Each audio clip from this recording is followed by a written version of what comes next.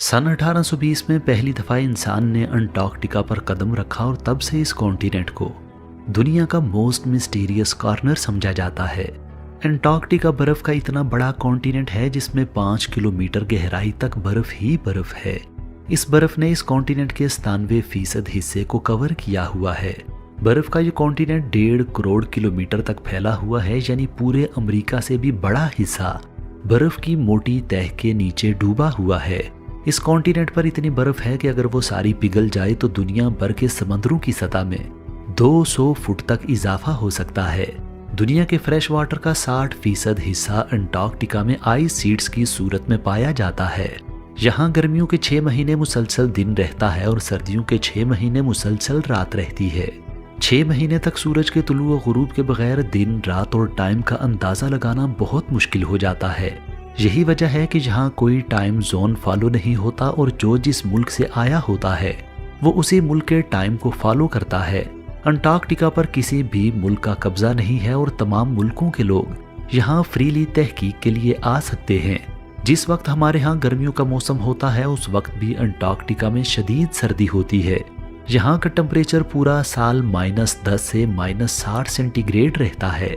इतनी शदीद सर्दी की वजह से यहाँ जिंदगी का वजूद बहुत मुश्किल है।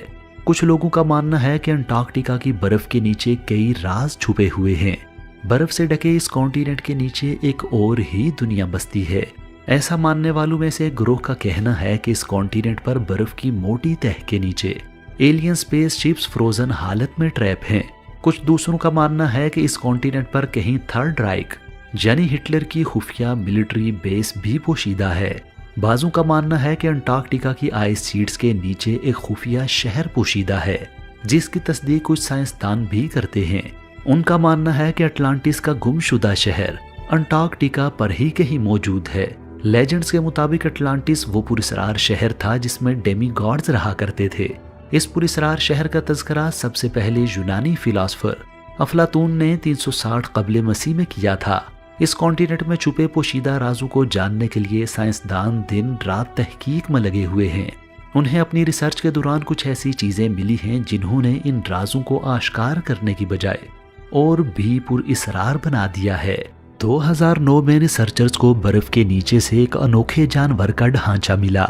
इस जानवर का साइज हमारी आजकल की बिल्लियों जितना था। हैरत की बात यह थी कि बिल्ली जैसा नजर आने वाला ये जानवर अंडे दिया करता था। रिसर्चर्स का मानना है कि ये जानवर मौजूदा मैमल्स का दूर का रिश्तेदार था, जो आज से तकरीबन 25 करोड़ साल पहले पाया जाता था। साइंटिस्ट का मानना है कि ग्लोबल वार्मिंग के दौर में ये जानवर अंटार्कटिका से अफ्रीका के जनूबी हिस्सों की तरफ माइग्रेट कर गया।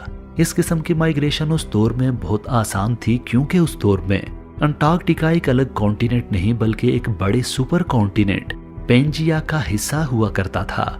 अंटार्कटिका में बर्फ की 5 किलोमीटर मोटी तह देखकर ये गुमान होता है कि शायद ये कॉन्टिनेंट हमेशा ऐसे ही था। इस हवाले से साइंसदानों का मानना है कि ये कॉन्टिनेंट हमेशा ऐसा नहीं था बल्कि ये कभी रहने के काबिल हुआ करता था। उनके इस बिलीफ की वजह यह है कि 1980s से उन्हें यहाँ पर तकरीबन 1 दर्जन ऐसे फॉसिल्स मिल चुके हैं जिनकी उम्र तकरीबन 7 करोड़ साल पुरानी है। ये फॉसिल्स प्री हिस्टोरिक परिंदों और समुद्री जानवरों के हैं जिनमें मोसासार और प्लीसियोसार शामिल हैं। इससे अंदाजा होता है कि 7 से 20 करोड़ साल पहले इस कॉन्टिनेंट पर डायनासोर्स रहा करते थे। साइंसदानों के मुताबिक ये ऐन मुमकिन है क्योंकि उस दौर में यहाँ का टेम्परेचर कदरे ज्यादा हुआ करता था। उस वक्त अंटार्कटिका के पहाड़ बर्फपोश नहीं थे बल्कि यहाँ पर सरसब्ज घने जंगल हुआ करते थे। जिस वक्त अंटार्कटिका काबिल रिहाइश था उस वक्त दुनिया पर इंसानों का वजूद नहीं था, लिहाजा यही समझा जाता रहा कि इंसानों ने कभी भी इस कॉन्टिनेंट पर पांव नहीं रखा। लेकिन 2014 में होने वाली एक डिस्कवरी ने साइंसदानों को चौंका दिया। 2014 में अंटार्कटिका से रिसर्चर्स को 3 हैरत अंगेज इंसानी खोपड़ियां मिली। ये खोपड़ियां अंटार्कटिका से मिलने वाली पहली इंसानी खोपड़ियां थीं। यूं तो इस बर्फपोश कॉन्टिनेंट से इंसानी खोपड़ियों का मिलना खुद भी सरप्राइजिंग था, लेकिन इससे भी ज्यादा सरप्राइजिंग इन खोपड़ियों की अजीबो गरीब शेप थी। ये स्कल्स आम खोपड़ियों की निस्बत बहुत लंबी और बाहर को निकली हुई थीं। इस किस्म की खोपड़ियां इससे पहले रिसर्चर्स को इजिप्ट और पेरू से भी मिल चुकी हैं। खोपड़ियों की इस अजीब शक्ल की वजह उन सिविलाइजेशंस की अजीब ट्रेडिशंस और प्रैक्टिसेस थीं। उन सिविलाइजेशंस में कम उम्री से ही बच्चों की खोपड़ियों को मुख्तलिफ तरीकों से लंबा करने की कोशिशें की जाती थीं। रिसर्चर्स को मानना पड़ा कि पहले वक्तों में अंटार्कटिका पर भी इंसान रहते थे और उनका कोई ना कोई ताल्लुक एंशेंट इजिप्शियन सिविलाइजेशन से भी था। बर्फ के अंदर से सिर्फ इंसानों और कदीम जानवरों के फॉसिल्स ही नहीं मिले, बल्कि ऐसे पत्थर भी मिले हैं जिन्हें मीटियोराइट्स कहा जाता है। मीटियोराइट्स ऐसे पत्थरों को कहा जाता है जिनका ताल्लुक जमीन से नहीं बल्कि खला से होता है। ये पत्थर आउटर स्पेस से जमीन पर आए होते हैं। पिछले 50 सालों में अंटार्कटिका से ऐसे 1000 मीटियोराइट्स मिल चुके हैं। इनमें से कुछ मीटियोराइट्स 7 लाख साल से भी ज्यादा पुराने हैं। दुनिया भर में दरियाफ्त होने वाले तकरीबन 90% मीटियोराइट्स इसी सफेद कॉन्टिनेंट पर डिस्कवर हुए हैं।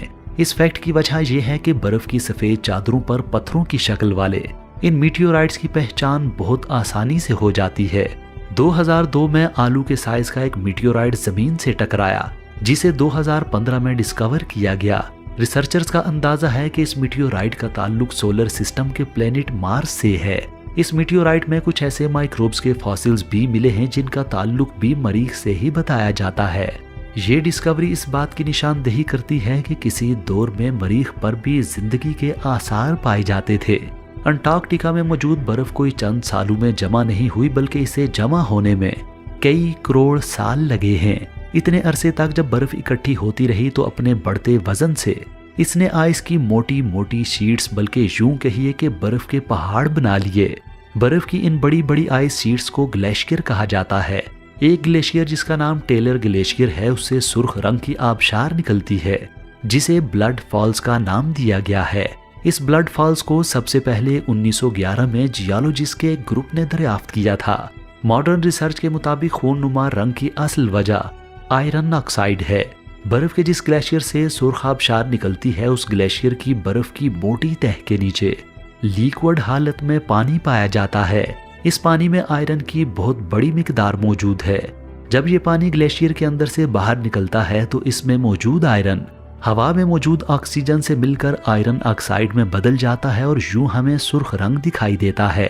ये बिल्कुल ऐसा ही है जैसे आम आयरन यानी लोहा हवा लगने पर जंग पकड़ने लगता है और उसका रंग सुर्खी माइल हो जाता है। टेलर ग्लेशियर के नीचे मौजूद पानी का जखीरा अंटार्कटिका में मौजूद वाहिद पानी का जखीरा नहीं है। साइंसदान अब तक अंटार्कटिका में 400 से ज्यादा अंडरग्राउंड लेक्स दरियाफ्त कर चुके हैं। ये लेक्स बर्फ की मोटी मोटी तहों के नीचे मौजूद हैं। इन लेक्स की मौजूदगी एक मिरेकल दिखाई देती है कि ऐसी जगह जहां टेम्परेचर फ्रीजिंग पॉइंट से भी कम है, वहां पानी लिक्विड हालत में कैसे हो सकता है। लेकिन इस फिनोमिना के पीछे एक ठोस साइंटिफिक रीजन है। बर्फ की मोटी और वजनी तह के नीचे पानी पर प्रेशर बहुत ज्यादा होता है। ये एक साइंटिफिक प्रिंसिपल है कि जब पानी पर प्रेशर बढ़ता है तो इसका फ्रीजिंग पॉइंट कम हो जाता है। इसके अलावा जमीन की गर्म कोर भी पानी को ग्लेशियर के नीचे से गर्म करती रहती है, जिससे वो लिक्विड हालत में रहता है। इन अंडरग्राउंड लेक्स में से बहुत सी लेक्स ऐसी हैं जो एक्टिव हालत में हैं। एक्टिव हालत का मतलब ये है कि हार्श कंडीशंस के बावजूद इन लेक्स में जिंदगी मौजूद है। 2013 में जब अमेरिकी रिसर्चर्स ने रॉस ग्लेशियर को 2300 फुट तक ड्रिल किया तो नीचे से उन्हें एक अंडरग्राउंड लेक मिली। साइंटिस्ट ने इस लेक से पानी के कुछ सैंपल्स हासिल किए तो उन्हें मालूम हुआ कि बर्फ की मोटी तह के नीचे जहां रोशनी भी नहीं पहुंच पाती, वहां पर कोल्ड रेजिस्टेंट बैक्टीरिया पाया जाता है। इस बैक्टीरिया के वजूद का इल्म इससे पहले साइंस के पास नहीं था। अंटार्कटिका में बर्फ ही बर्फ देखकर शायद आपके जहन में यही होगा कि यहाँ पर पानी ही पानी है और खुश्की का तो नामो निशान भी नहीं होगा। लेकिन आपको ये जानकर हैरत होगी कि जमीन का सबसे खुश्क तरीन मकाम भी अंटार्कटिका में है, जिसे मैकमर्डो ड्राई वैलीज कहा जाता है। इन ड्राई वैलीज को सबसे पहले सन 1903 में डिस्कवर किया गया था। इन वैलीज में ह्यूमिडिटी बहुत कम है और बर्फ ना होने के बराबर है। यहाँ पर पिछले 20 लाख साल से बारिश नहीं हुई है। यहाँ पर इस खुश्की की वजह वो तेज हवाएं हैं जो 320 किलोमीटर फी घंटा की स्पीड से चलती हैं। इन तेज हवाओं की वजह से इस वैली से स्नो, आइस और पानी मुकम्मल तौर पर इवेपोरेट हो चुके हैं। जमीन पर पाए जाने वाले तमाम इन्वायरमेंट्स में ये क्लाइमेट रेड जायंट मरीख के क्लाइमेट से करीब तरीन है। यही वजह है कि नासा ने अपना वाइकिंग रोबोट मरीख पर भेजने से पहले इसी वैली में टेस्ट किया था। अंटार्कटिका का बर्फपोश कॉन्टिनेंट बेशुमार अजायबात से भरा पड़ा है। जाते जाते इसके एक और अजूबे का तज़किरा सुनते जाइए। 5 किलोमीटर मोटी बर्फ की शीट्स वाले इस जजीरे पर कई वोल्केनोज भी मौजूद हैं। इन वोल्केनोज में से 2 एक्टिव हालत में भी पाई जाती हैं। एक ही जगह पर बर्फ और आग का ये खेल खुदा की तख्लीक का एक अजीब नज़ारा है। नाज़रीन, मुझे उम्मीद है कि आज की ये वीडियो आपको पसंद आई होगी। अपने तासुरात से आगाह करने के लिए नीचे कमेंट सेक्शन में अपनी राय का इजहार ज़रूर कीजिए।